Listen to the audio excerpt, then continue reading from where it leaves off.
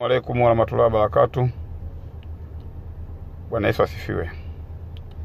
Naongea hapa Rais wa MDG Afrika.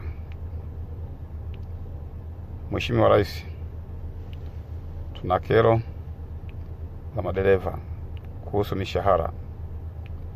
Mishahara hii ambayo imetangazwa juzi ni mishahara ambayo tumeshaipokea tangu miaka iliyopita 2011, 12 na kuendelea. Kwa hiyo haikizi haja ya ukali wa maisha tulionao madereva katika tasnia yetu ya dereva. Kwa hiyo tunainisha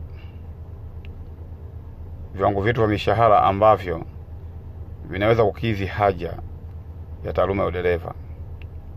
Tunaiomba madereva ambao tunaenda transit tulipwe kwa dola kiwango cha kimataifa, sababu biashara tunaifanya ya kimataifa.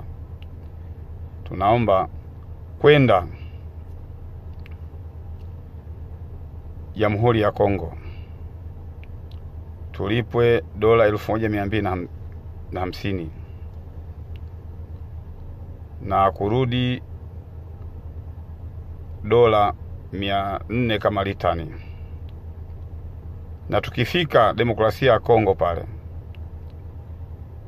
tukishafika kwa mteja siku ya kwanza, ya pili, ya tatu, tuanze kulipwa overstay ambayo ni dola 20 kwa kila siku mpaka tutapopakia,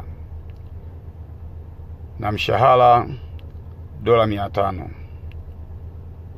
Kwa vile tunapakia kwenda na kurudi kwenda dola 625 na kurudi dola 625. Mheshimiwa Rais, kwa kiwango hiki madereva waweza wakapunguza ukali wa maisha.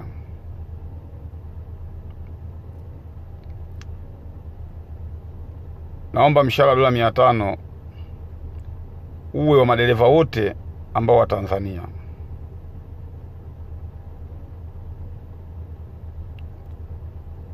Narudia kiongozi, dola 500 uwe mshahara wote wa kiwango cha madereva wa Tanzania.